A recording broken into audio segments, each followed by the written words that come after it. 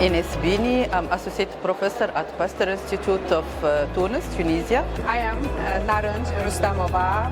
We are from Azerbaijan. I am specialist clinical psychologist. I'm Elnur Islamov, PhD psychologist, Chairman, Scientific Research Institute of Psychology in Azerbaijan. Hello, my name is Parvin Mozaffari.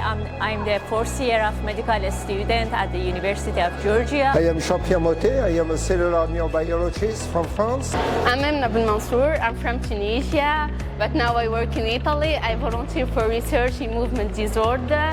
My name is Toshihide Yamashita from Osaka University. My name is Arun Venkateshwaran and I was a member of the marketing committee here at NEURO-2024. My name is Nikolai. I come from Bulgaria. Well, my name is Jibran Labuti. I'm a fifth-year medical student studying UCD Ireland. Mariam Nurbakhsh. I'm got a PhD in physics and I'm a founder and CEO of the Insights Prism company. My name is Fuad and I'm the president of MedExplora Scientific Research Society based in Armenia. My name is Layla. I am the vice president of MedExplora Scientific Society based on Armenia. I was invited here in Georgia 2024 by Professor Nasrallah to present a talk about Parkinson's disease, and my talk was about how ion channel, especially potassium channel, are involved in the progression of this pathology. Our research topic was assessment of the American Diagnostic Detail Scale before and after neurofeedback therapy in children with ADHD. Hyperactive children and ADHD children after before neurofeedback therapy and psychologist therapy and medical therapy. I'm a member of the Neuro-Georgia 2024, and it was the second year that I participated in this congress. If I want to share my experience about this congress, I have to say that there is a big difference between Neuro-Georgia Congress and other conferences in Georgia. The main difference are about speakers. Actually, in Neuro-Georgia, we have many speakers from all over the world who are participating and who share with us new updates from the neurology and neuroscience. And I'm, as a member of this team, so glad to participate and to receive many good information about this topic. I am member of IBRO, INS, MDS, a lot of organization, and I'm really glad to participate in this Congress, International Neuroscience Congress in Georgia, under the supervision, under the coordination of Dr. Nasrallah. I'm grateful for this opportunity. It was a pleasure to be a member in the community. I am an ambassador of this Congress. After graduating from the medical school, I worked as a neurosurgeon for several years. Since then, I entered into the graduate school of medicine and started the research. I'm interested in exploring the mechanism of the disease progression of various neurological diseases and want to develop the therapeutic drugs to treat these diseases. That is my purpose of the research. I loved every aspect of this conference, right from the food to the international doctors present here and the amount of networking experience that I got. I have done a paper on neurology, and to be able to share it with doctors from around the world was tremendously amazing, and this has helped me establish connections with them, which I shall further on for the betterment of neuroscience throughout the globe. At the same time, I contributed to this conference as a member of the marketing committee by promoting the materials of this conference, and I also had the opportunity to help out backstage where I worked closely with doctors to help them with their presentation, and I also wrote the script for the host. It's the first time I'm attending the Neuro-2024 conference in Georgia. So far I've been having a great experience. I managed to attend lectures held by pioneers in neurosurgery, basic neuroscience, neuroimaging. I even presented a poster here, and I had great discussions, inspiring discussions with medical students, with scientists, with PhDs. So I definitely recommend this experience. I'm from Oman, and I've attended the Neuroscience Congress here in Tbilisi, and it's been an amazing experience. Meeting all the neurosurgeons and neurologists, and all the lecture talks have been very enlightening. I actually had the opportunity of presenting my poster as well, and the feedback from the abstract has been extremely beneficial for my experience. I am honored to be here in Georgia, Tbilisi for 2024 International Neuroscience Congress. It's a prestigious event which gathers neuroscientists from around the world, from either field, neurosurgery, neuroscience, and neurotechnology. This is a good event. We received many workshops. We received poster presentations, talks from leading experts in neuroscience, neurosurgery worldwide. So as my part, I presented about the outcome of peripheral nerve surgeries in my country. It's a great opportunity to present my country, Rwanda, to show how it is advancing in neurosurgery. And I think I ran the road from the experts so that I can share with them through my institution, so that you can go far in neurosurgery and neuroscience. Hi doctor, it's lovely meeting you. Would you like to share your opinions on how AI is in neuroscience, or how has it been progressing? Oh, thank you so much for inviting me here. So myself Dr. Ivane, so I'm an assistant professor at Manchester Metropolitan University, and I'm also associated as adjunct professor in 2 other universities. And I do have a lab, strategies, neuroimaging and AI lab. So in my lab, my PhD students, postdoctoral students and master's students are working on computational neuroscience. So before I come to you, answering you what AI in neuroscience is doing, I just want to mention, when we talk about the AI, so we talk about intelligence. So intelligence comes from brain. So we derive whatever we think in the brain, exactly try to impute those things in a computer. Like what we think, we should make the computer think the same way or act the same way.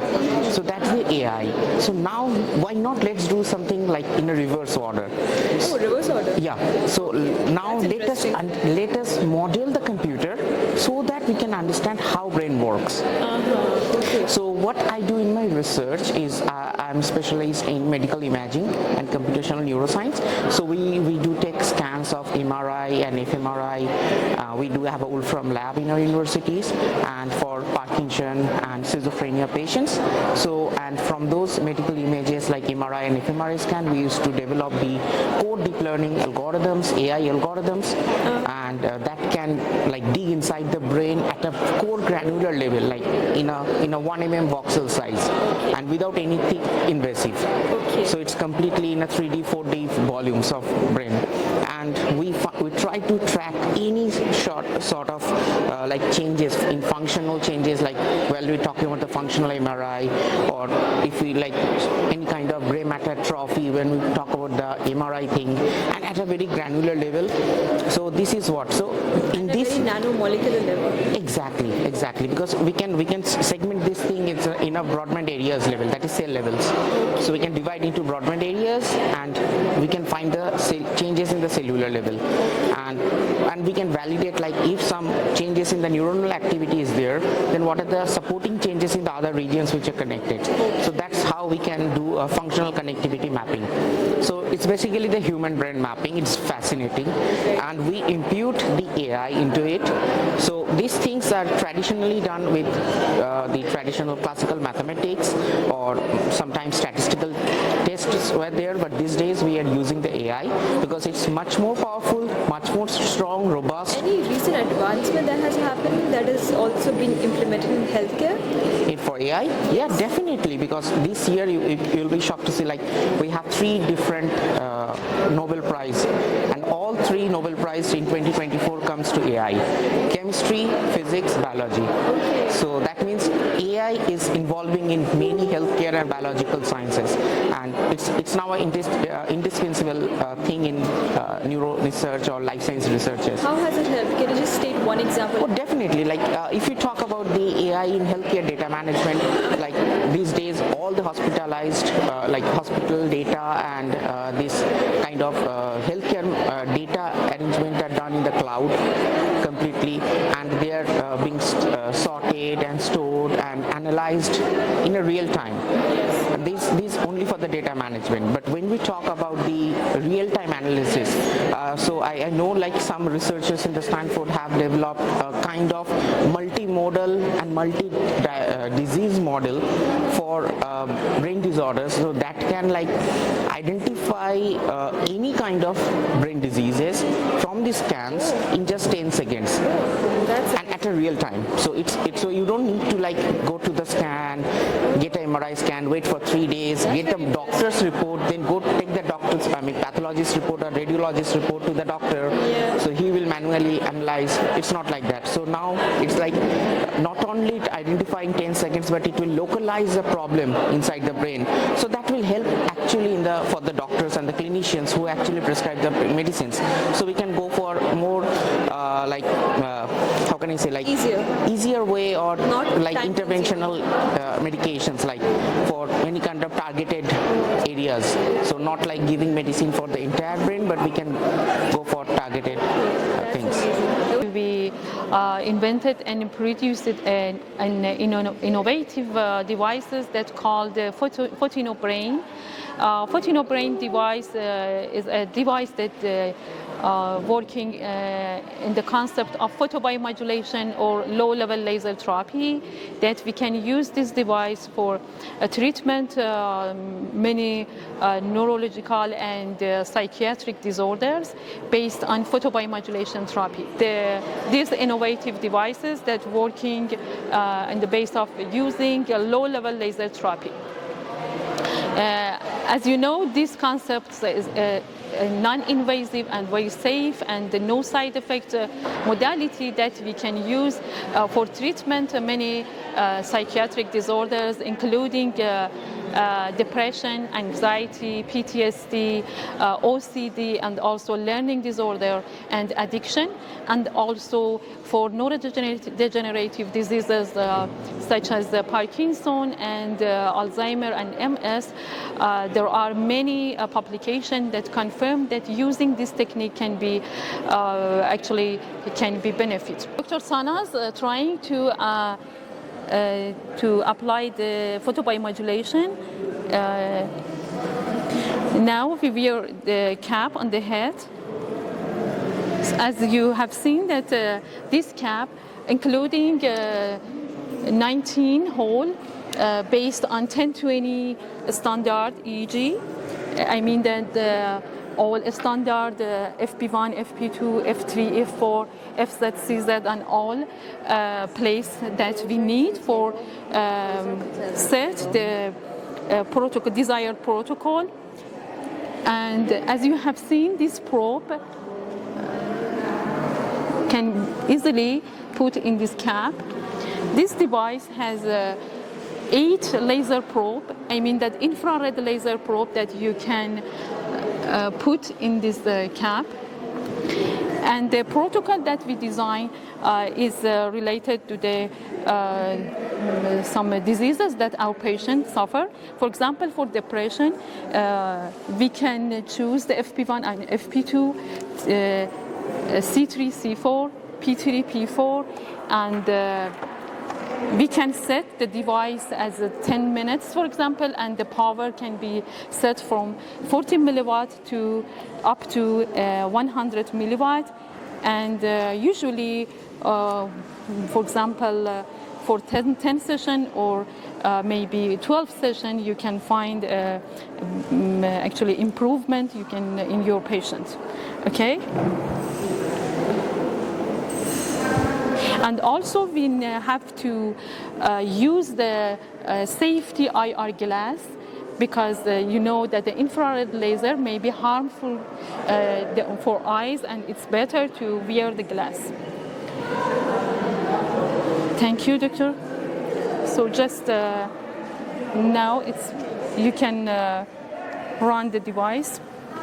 As you have seen, this device is a portable device, and it can be used in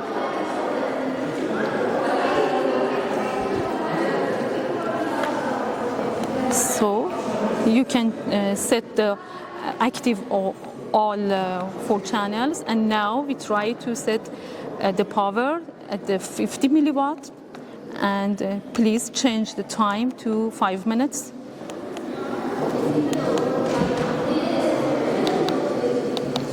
Okay, and please change the active channels to 4 channels. Great. Now play. So as you have seen, all 8 probes working, and there are the light guide, but the laser light directly shining on the head, and interaction between the neuron cell. And as you know, that the low-level laser therapy is a kind of modality that the laser can be interaction between light and cell, and we have dealing with the interaction between the light and cell at the cellular neuron, and I mean that you know that mitochondria has many photoreceptors that can absorb the light, and after that many neurotransmitters, especially ATP, nitric oxide, and ROS can be released, and the secondary outcomes could be more angiogenesis, more synaptogenesis, and also less edema and less inflammation. And so we can use this device for treatment, depression, anxiety, PTSD, OCD, and another psychiatric disorder, and also for neurological diseases. Hello, Professor. Thank you so much for your insightful lecture. We thoroughly enjoyed it. So I just wanted to ask you, what advice do you have for students who want to pursue neurosurgery and awake surgeries, and especially do research in that area? And how do you increase the confidence of these students to actually perform these surgeries and maintain leadership in the OR? Yeah, so it's a very organic process. To get into neurosurgery anywhere is very competitive, especially competitive in the United States. So at that stage, I think it's very important to concentrate on the steps, especially step 2. I would recommend to get involved in clinical projects, to find PIs, to get to learn how the clinical projects are done, literature review is done. So that's at that stage, those are the most important things, to do as many electives as possible in neurosurgery. The only way you should go into neurosurgery if nothing else really appeals to you. Neurosurgery is very demanding, so it should be a specialty that you should pick if nothing else is appealing. Otherwise, I would not go into neurosurgery. So it has to be the only thing that you want to do to go into it. Hello, I am Champion Motet from France. I am a neurobiologist, a neuroscientist at the Central National Research, Scientific Research in France. And I am for a long time, can we start again? Yeah, because, and so I am Champion Motet from France. I am a neurobiologist. For many years now, I have been studied brain circuitries in health and disease using a mice model. And in my lab, we are combining the different expertise in optical physics, but also in neurobiology to tackle this issue. And the idea is to bring different expertise to investigate how brain circuitries are working in physiology, but also in disease like schizophrenia. And so today I was invited to give a talk at this conference in Georgia, in Tbilisi, and my focus today was about the role of a writer did the amino acid in encoding brain functioning in health and disease. And in particular, I talk about the role of NMDA receptor coagonist in shaping the excitatory drive of fast spiking interneurons in the prefrontal cortex. So it is my first time in Georgia and in Tbilisi, and I'm very honored to be here. Not because I'm meeting new people from around the world and young people, a lot of students, and I should acknowledge the work done by my colleagues in Tbilisi, because under the chair of Nasrallah Boradikor, they have done a great job in shaping this, in organizing this conference, and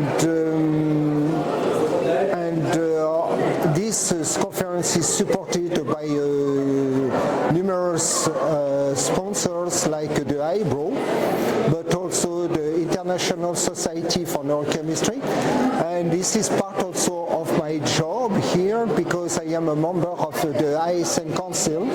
So I'm very proud that the ISN, which is the International Society for Neurochemistry, did give some support to this conference. I think the Georgian colleagues deserve this support, and I'm very happy to be here because I expect a new collaboration and between Georgia and France, but also between Georgia and the other part of the world. As I already told some students, it is important for brain scientists to weave together whole resources, human resources and expertise from all around the world. And I think that Georgia has its place for the next term in advancing frontiers in brain sciences, because I can see that people have nice lab, nice expertise, and I expect some new discovery to come from research done here in Georgia. Thanks a lot. Thank you. Thank you. Thank you. Thank you. Thank you. Thank you. I'm very happy to attend in this great conference, 2024 Neuroscience Congress that held in Georgia, Tbilisi. And I would like to thank the organizer, especially Dr. Nasrallah and his colleagues. We are thankful for the Congress organizers, and we want to special thanks for the accommodations and support. Thank you. Thank you so much for being part of this amazing Congress. Thank you.